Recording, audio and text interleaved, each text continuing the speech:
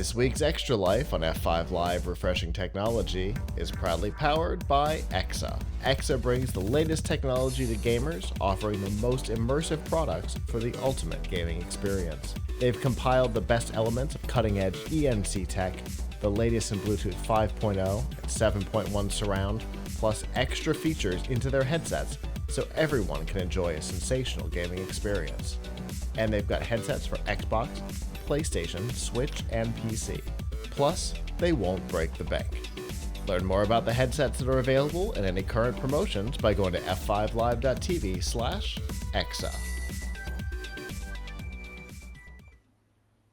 Want to point out real quick that EXA's got more than just gaming headsets now. I'm really looking forward to seeing these things in action. Open ear air conduction, because I think our regulars know that I wear an open ear headphone all day, every day, and so it'll be interesting to see how that works. Anyway, that's not what we're going to talk about. Instead, we're going to talk about Niantic. We've talked about them a lot in the past. They made a name for themselves in the gaming world when they launched Pokemon Go. Hard to believe it's been 6+ years now that game has been out, that we started talking about it on the show. They've branched out, well, not branched out, but certainly added licenses for games like Monster Hunter. But this week, Niantic sold their gaming division to a company called Scopely. Scopely is currently best known for Monopoly Go, so I guess they're just picking up the Go games. Monopoly Go was an early failure. I don't know that that's the word I want to use. It started out, it had a very rough launch. Let's go with that. The game was criticized pretty heavily for its massive microtransaction system. Certainly a pay-to-win, possibly even a pay-to-play type environment. People really disliked what was going on. The company kind of responded to it, not entirely. The game has never done what it was expected to, mostly because lots of people got a sour taste from the launch of the game. Think Cyberpunk, but mobile, right? It took Cyberpunk forever to get rid of the sour taste in people's mouths that kept gamers away from it while they made it an acceptable gaming experience, right? So Monopoly Go was a problem, and now the company that made it and thought that was going to work owns Niantic's gaming division. The good news is that the actual development teams behind, Pogo, Pikmin Bloom, Monster Hunter Now, probably their three biggest currently still available titles. The teams behind them are staying intact. They're staying on board and will continue to be in charge of those individual properties. But they do have new ownership, and that new ownership is going to look to monetize these games differently, is my guess. There's been a lot of chatter around concerns over adding additional or larger microtransactions, making natural progression through the game more difficult. So, your pay-to-win type strategy. The introduction of actual loot boxes. Right now, there's a daily free chest that you can get. It's not called a chest, but there's a daily free gift that you can get. But the introduction of actual loot boxes could turn players off. But there's going to be a line, right, that this new company is going to be trying to tread.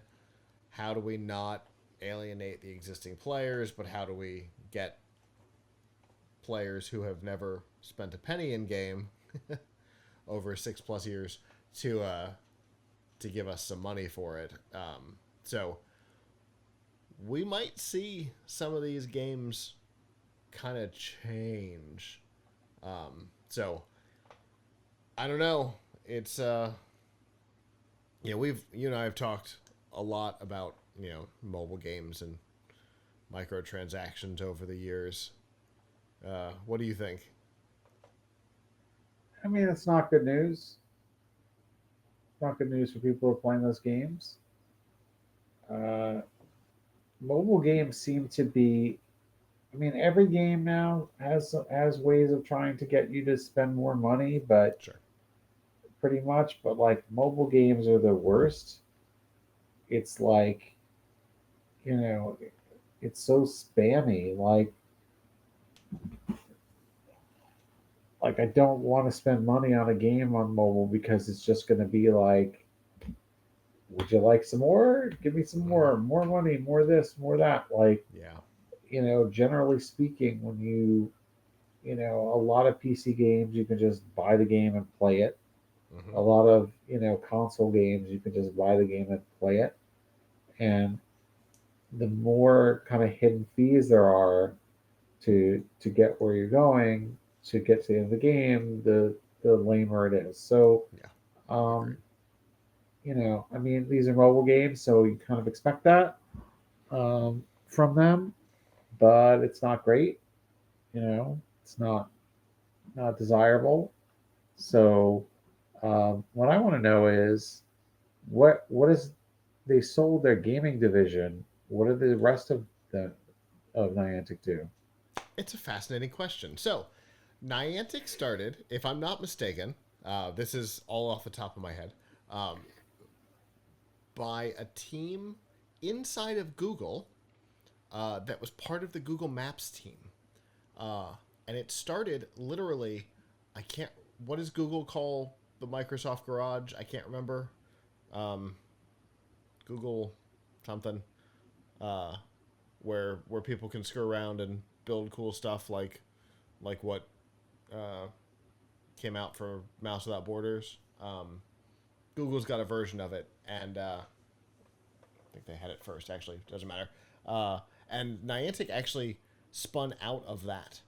Um, it was an internal Google thing that got spun out, and it's all mapping technology, and the gaming came later.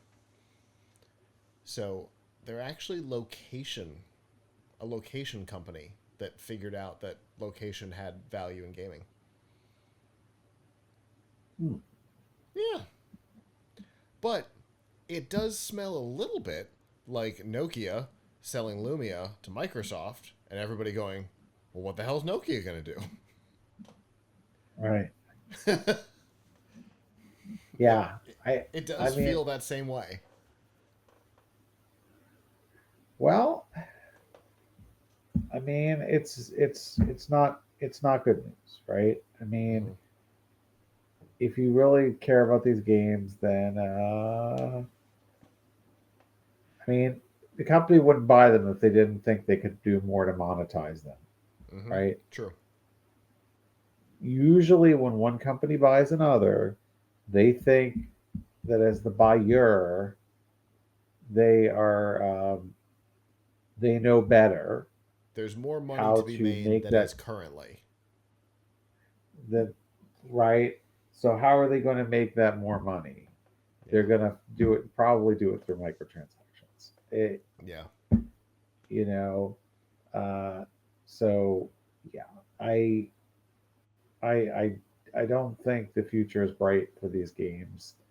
But hey, who knows? Also, Pokemon Go, like it was I think more of a thing when it came out. Now you're so many years in, It still is playing. actively it is actively open on my phone right now. I was checking on something during the pilch point. Okay, good for you. but I but I that's did not not. everybody, right? It's not. It was a larger thing. It has funneled down. And the people who are playing will probably continue to play until somebody screws something up. Uh, but It's just, you I know, mean, it's getting people to managed. come back is unlikely. You know, Yes, yes. So anyway, my son is still sad about Minecraft Earth. that was so Uh, good, but there was no way that was Microsoft wasn't going to screw that up. he's still sad about Minecraft Earth being discontinued. So, I am still salty about SimCity Social, and that's been gone well over a decade. Because oh, all right, because Nick and I complained about that, and yes, he's been gone from the show yes, almost 10 years.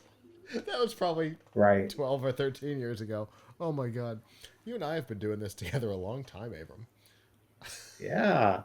So anyway, not good news. What can you do? I guess if you play those games, hope for the best. Yeah. We'll see what happens. Obviously, I will be keeping a close eye on what happens with Pogo. I haven't touched Pikmin Bloom in a long time, longer even than Monster Hunter now. Though I think Alante still plays Monster Hunter now.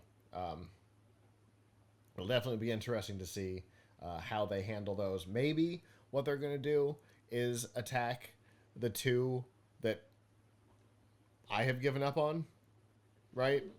Um, and and generally leave alone the one that I haven't, right? Because I think Pogo is more successful than either of the other two, or maybe not. Maybe there'll be a campaign to try and get people back into Pikmin or Monster Hunter. Who knows? But hopefully, they don't screw everything up. Fingers crossed. Hello, YouTube. Thanks for watching, and I hope you enjoyed this episode of F5 Live Refreshing Technology. If you did, please subscribe to the channel down below, and of course, hit the notification bell because we know that subscriptions don't mean much on YouTube anymore. If you've got topics that you'd like us to talk about in the future, please comment them down below. And if you'd like to not follow us on YouTube, there's lots of ways that you can follow along with our content by going to plughitslive.com/subscribe. There you'll see all of our shows and all of the ways that you can watch, listen, and follow along.